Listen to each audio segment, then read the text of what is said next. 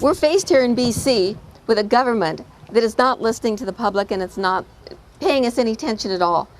The Campbell and Clark coalition are going to be putting smart meters in every home and in every apartment. So when you're living in a condo, conceivably you could have a dozen outside your door. They haven't asked if we want to spend this $1 billion, which is their most recent estimate. It started off at $500 or $600 million. It's now up to $1 billion. Who knows what it's going to end up being? There's been no transparency whatsoever. This has not been discussed. It was not approved in the legislature.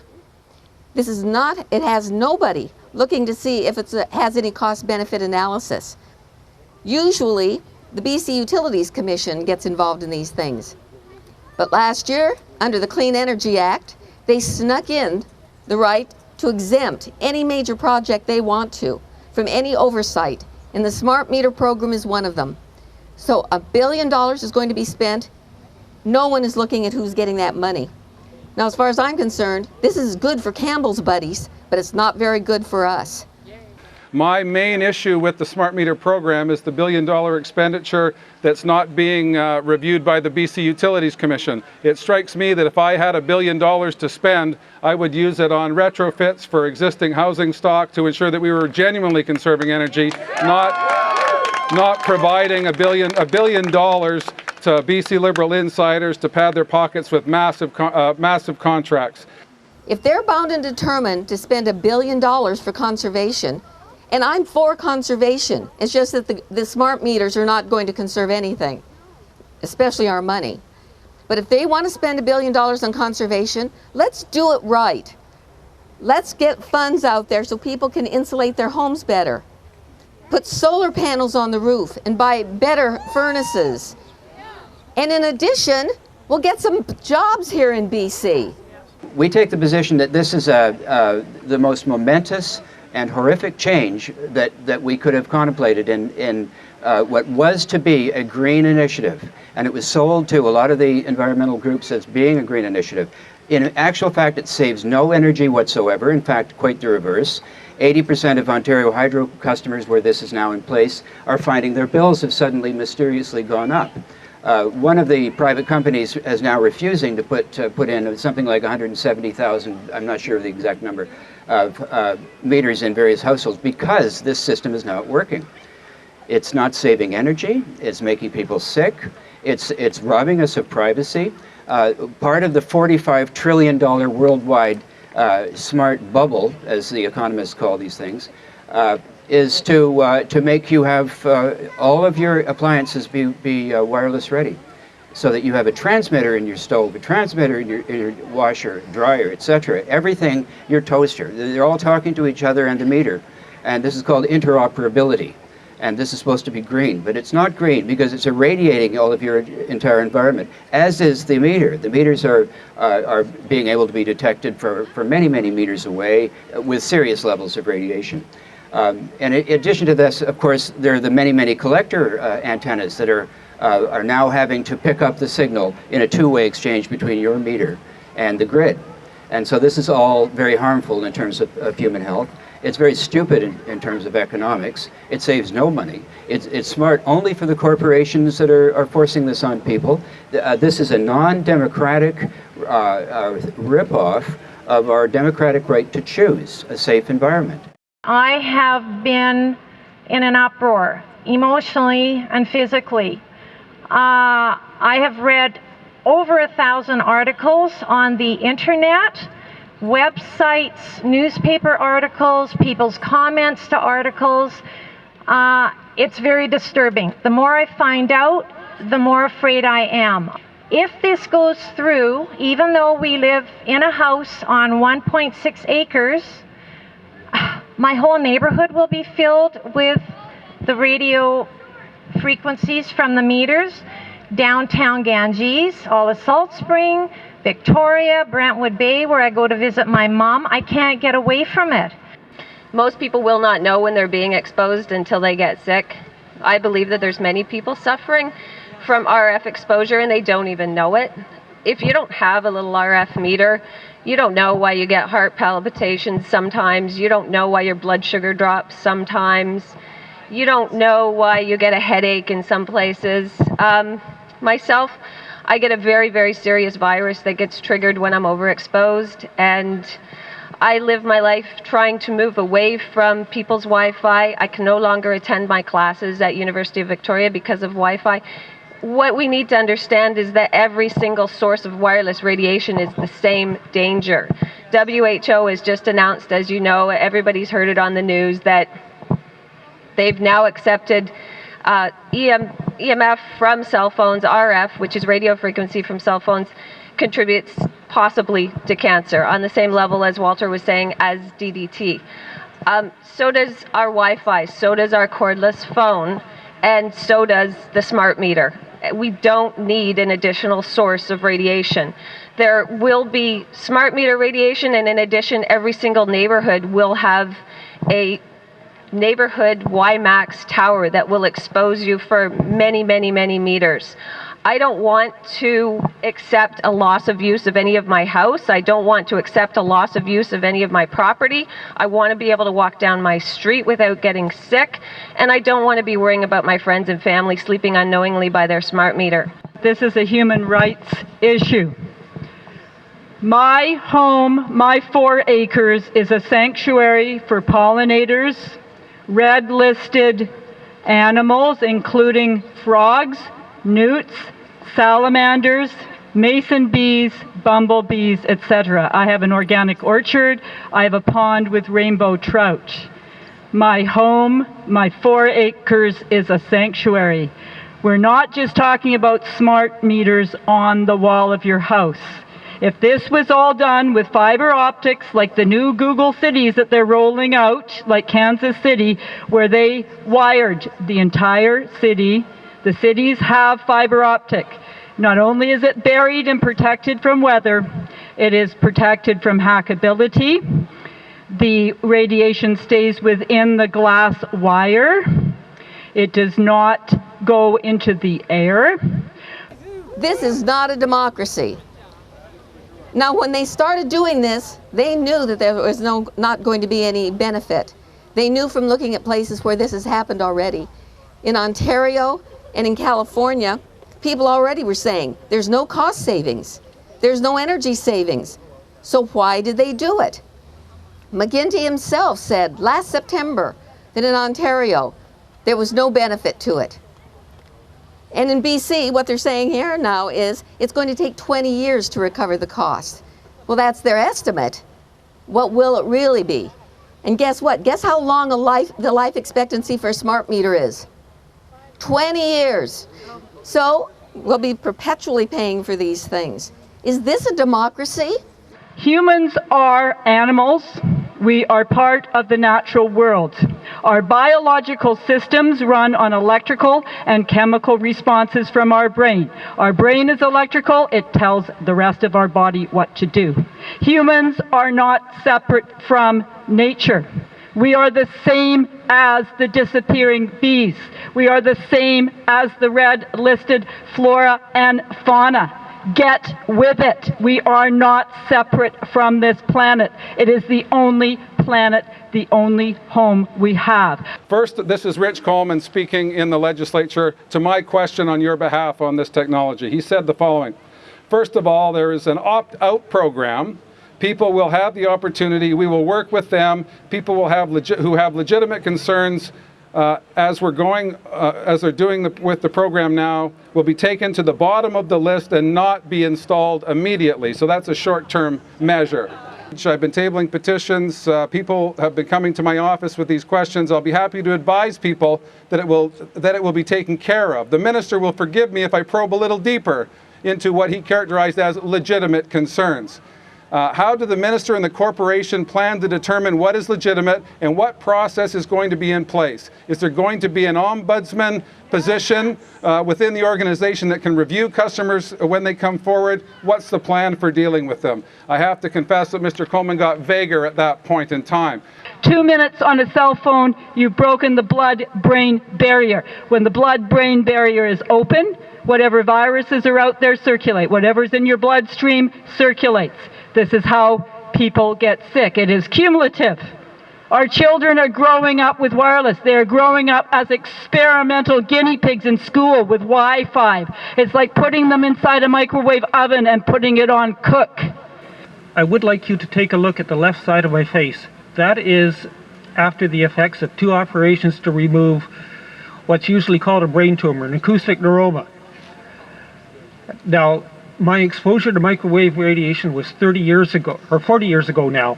It takes a long time for the effect to be noticed, and I just thought maybe people should see what the physical effects to a person are. We won't go into the other ones I have, such as being deaf. Well, I guess I did. Can't see properly out of one eye, and have no balance on one side. We can go on. These are serious health effects, and I'm really puzzled at how BC Hydro thinks they're going to save any money. A total of 20 hours of brain surgery operations, 4 months in the hospital, I think adds up to a lot more than BC Hydro could ever hope to save on a couple of meters. I read an article yesterday from Australia, and the state of Victoria is partway through putting the meters in, and they are now putting a halt to it because of all the problems. The health problems, they've run way over budget what they said it was going to cost them. People's bills are doubling and tripling. The lack of security, the lack of privacy, it's just a big mess. Everywhere that it is happened and put into place, it's not working. And one of the articles that I read in the States gave a quote from a top utility CEO or something like that from 2 years ago. The reason that smart meters were invented was not to conserve energy. It was so that the utility company knows when you're using your power, and they can change the billing to time of day, time of use. And that's what's happened in Ontario, and that's what's happened in other places. And even though we're being told that's not going to happen, I don't know. Hello and welcome to Face to Face. Our guest today is Walter McGinnis. Walter is with the Electromagnetic Radiation Health Alliance of British Columbia. We're going to be talking about the so-called smart meters, I call them stupid meters, that BC Hydro is starting to place on everybody's home in the province as of July 1st of this year, and they'll be completed in about 2 years, I think. So this all goes back really to Christy Clark, because this is all coming from the Premier's office. This was mandated by the provincial government under Gordon Campbell, but Christy Clark, who believes in families first, can change this at any moment, can she not? That's correct. You know, what we're asking for, Jack, is a very simple thing. We've laid the case out it's such an easy case to lay out. There's just absolutely no merits to this program. And the way they're steamrolling ahead with this, the way they've removed the BC Utilities Commission from the process, they've not allowed any public access to the information that's supposed to be the justification for this program. There's no public interaction. They basically have decided they're going ahead with this thing. We're asking Christy Clark, I mean, she inherited it from Gordon Campbell. And, you know, really, if they want to turn over a new leaf, why don't they just simply say, okay, let's take a second look at this program. Let's put a halt to it right now. Let's go into a public hearing process like any other program. Any other government program would be put under this scrutiny. They're spending $1 billion, Jack. We're moving into $10 billion worth of programs have been removed from scrutiny from the BC Utilities Commission. How were we supposed to respond? The public is getting out into the streets, and you know we've have some footage of a demonstration that we had in front of the legislature on June 1st. Just a couple of days ago, on June 22nd, there was a demonstration in Vancouver. Where is the corporate media? Why are they not talking to us about this? Why are they not communicating to the public? But getting back to Christy Clark, it does get down to her. If she tomorrow could get up and say, okay, we're going to put a moratorium on this program. Let's review it. Let's proceed in an orderly fashion. Let the public have a say here. And I really believe that if she proceeds and she refuses to engage the public into this discussion. If she dares to call an election, I think this is an issue that could bring her government down. What's the position of the NDP? Well, the official position, Adrian Dix, if elected, if Adrian Dix has said this, if elected as premier, that he'll scrap this program. And we're going to hold him to his word. And we want the NDP to be clear on this and maintain this position. And we think that it's the correct thing to do to protect the health and the safety of the citizens of this province. Isn't this the minimum that we can get from our elected representatives? Yeah, you would think so, and you would hope so, but that so often doesn't seem to be what happens. Has there been any polling done by anyone to see if people actually know what's happening? People know that it's a potential danger. Has any polling been done? Well, what do people want? As far as I know, there hasn't been any polling done. And if there's been any polling done that asks the question, are you concerned about smart meters? I'm unaware of it. I'd be surprised if there was polling done and people were saying that they were concerned about this issue, because it's just not being talked about. We just do not see it in the media. We are struggling. We have been writing our letters to the editor. We've been issuing our press releases. We've been doing our demonstrations, Jack. We've been doing the things that good citizens should do to participate, trying to participate. We're trying to get in on the action here, and we're not really being that successful up till now. And I mean, this type of a program that you have is wonderful. It's a venue that people can come and express their concerns.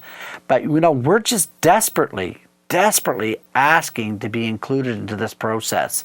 And if Christy Clark feels that she can just proceed with an election, perhaps in the fall or in the spring, and not talk about this issue at all, I think she's sorely mistaken, because sooner or later this thing is going to blow up. I think sooner or later they cannot ignore the injustice, they cannot ignore the human rights violations that we're talking about. If indeed this type of radiation does affect how your body functions, and they're deciding to attach that technology onto the side of your house and to put this technology into your appliances without any public consultation, I mean, we're dealing with something very, very serious.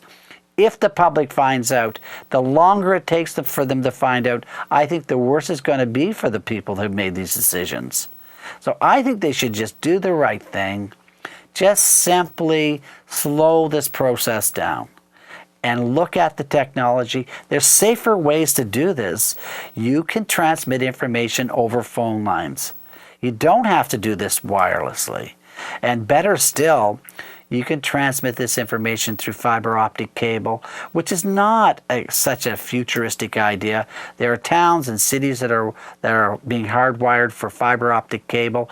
There's no radiation emitted from this type of technology, and the information, the volume can be so much greater. The security of the information is 100%. You couldn't ask for a nicer technology. So we're not Luddites. We're not asking to go back into the Stone Ages. We're just saying, let's proceed. Let's use the technology to our best advantages. Why should we be putting technology in that has these, if at least, huge question marks about it? I mean, unless you don't think the World Health Organization really is a credible organization, they've been often quoting the World Health Organization. Their chief medical health officer loves to quote the WHO and their regulations around exposure to electromagnetic radiation. But it just happens so now when they've now come out and declared that wireless type technology emits a type of energy that could be harmful, could be a possible carcinogen. Now, Dr. Perry Kendall is saying, we have to review more evidence. We're really not going to make any big changes to this. And he's trying to downplay this statement that they've made. Why? Why would our chief medical health officer, Jack, You know, what is going on here? Wouldn't that be the fellow that you'd think would go to bat for us? Wouldn't you think this would be the way to go? I mean, wouldn't the chief medical health officer say, hey, we better err on the side of caution? Looks like there's something up here. Maybe we should ask their government not to roll out this technology. But he's not doing it, Jack. And these are very, very, very serious issues. I can't see how in any way that the chief medical health officer could be seen to have any credibility whatsoever on this issue any longer, because he's ignored this issue. He's ignored these health effects, and we've presented him with this information over and time again. So he's not unaware of it. He's just decided to ignore it. So there we see some of the people who are the power brokers here. Dr. Perry Kendall, the British Columbia's chief medical health officer, and his office can no doubt be contacted. And basically, his duty is to protect us, the public health officer. The World Health Organization, you've just said, has said this is a possible carcinogen. When they're saying it's a possible carcinogen, you know how disastrous the situation must be in reality. Christy Clark, Premier Christy Clark, here we are in Victoria. Contact her office. It's just look in the blue pages, phone her up. If you just say you want democracy, you want to say in this, or maybe you don't. If you don't, fine, but get some information. You know, I'd just like to follow up on a couple on this issue. We're looking at the medical establishment is not unanimously in agreement that this type of radiation is not harmful. You know, Dr. Perry Kendall used to be the chief medical health officer of the city of Toronto. His successor was Dr. Sheila Brazier. And around the year 2000, she asked for protection from this type of radiation. She asked for guidelines that was 100 times stricter than Health Canada's. Now, he's aware of that. Now, also, like Dr. John Blatherwick is the ex-chief medical health officer of the city of Vancouver. Very recently, we talked to him and interviewed him, and he is now saying that Canada's guidelines to the exposure to electromagnetic radiation is outdated and is irrelevant, and it has to be updated because of this new information. And he said the medical health officers should not be hiding behind Safety Code 6 any longer, Safety Code 6 being the guidelines, federal guidelines for exposures. So they're not unanimous. There's lots of differing opinion right within the medical community. And this is where I'm all getting back to this point, is that in a world when we use common sense, Jack, we take precautions. When there's evidence of harm, you don't need to have a 100% proof that something's harmful. To take some steps. And that's all we're asking for from the chief medical health officer here, is just to take some steps to perhaps warn parents that, or school boards, for instance, not to put wireless technology in schools. We're not asking them to just turn the lights off and go back to the Stone Ages. We're just saying, listen, take some precautions. If all the times down through the years, if you made a list of all the things they allowed on the market that turned out to be harmful. I remember the discussion we had about Vioxx and how many thousands of Canadians died from taking this painkiller. I think it was like 5,000 or something, and around 50,000 in the United States. That just happened a few years ago. But if you take a look at the blood supply in Canada, when thousands and thousands of people were poisoned from the tainted blood under the Health Canada's watch. Now, of course, the smoking issues, and Health Canada watched that and still are watching that in a lot of ways, and asbestos exposure, just a known carcinogen, and they just left that on the market. They left lead in paint for 50 years after they had definitive proof that it was causing brain damage. Can I continue? The thing is this. When you start to add that all up, you start to think, well, who are these guys really working for here? Now, you could say, okay, these are mistakes. They made a mistake. They didn't quite know it was quite that harmful. But if you were a kind of a betting man, you'd say, okay, if I make a mistake, I'm going to make a mistake once in a while and I'll overprotect the public. You know, once in a while we'll think that there's more harm than we actually thought. But the problem with that is it's never happened. It's always a mistake and we always suffer. The public suffers. So at one point, are you going to ask the question, are these really mistakes or is this an agenda? I mean, is that such a wrong thing to say? I mean, if somebody's in for instance, somebody gets caught, there's some criminal gets caught doing something, and he stands before the judge, he always says it's a mistake. He didn't mean to do it. But you know what I mean? Are you going to believe him every time? I didn't mean to rob the bank. Or whatever. I was having a bad day, so I shot him. I didn't mean to do it. But the thing is that this is the problem, and we're supposed to somehow or other just suspend reality, suspend our common sense and our reason, and just buy it every time. I'm not buying it. This is the thing. I think Perry Kendall's dead wrong on this issue. He knows the facts. There's nothing in the middle here. He's wrong on this issue. He has no credibility in this issue. On any measurement, he has no credibility. I don't know what he's going to do now. He's been for years denying it. Now this evidence has come out that it's harmful.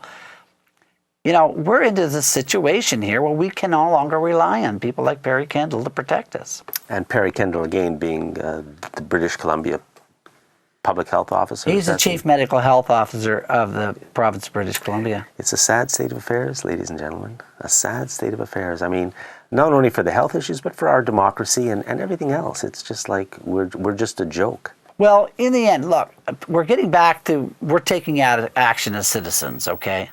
I mean, a lot of us are stepping outside of our comfort zones, carrying placards down to the legislature and doing everything we possibly can. But we've been placed into this bad situation by the people who should be going to bat for us.